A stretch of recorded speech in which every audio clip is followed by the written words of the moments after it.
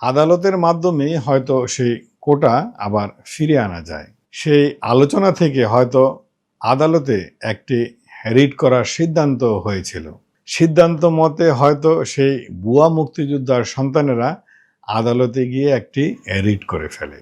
আর সেই রিট থেকেই শুরু হয় শেখ হাসিনার পতন।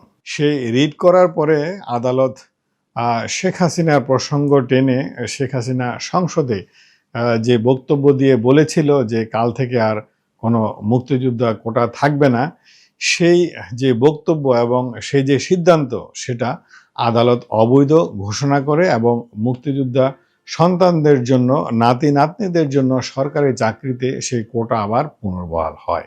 সেই কোটা বিরোধী আন্দোলন থেকে পর্যায়ক্রমে সেটা বৈষম্য বিরোধী আন্দোলন, তারপরে এক দফা, এরপরে জুলাইয়ের 5 তারিখে শেখ হাসিনার ফাইনালি পতন ঘটে। তো আমি যতটুকু তথ্য উপাত্ত পেয়েছি, শেখ হাসিনার পতনের মূল কারিগর সেই ভুয়া মুক্তিযোদ্ধা এবং ভুয়া মুক্তিযোদ্ধার সন্তানেরা। প্রান্তিক আলোচনা আজ এ পর্যন্তই। আলোচনা ভালো লাগলে কিছু সামাজিক কর্মকাণ্ড করা যেতেই পারে, যেমন লাইক, কমেন্ট, শেয়ার।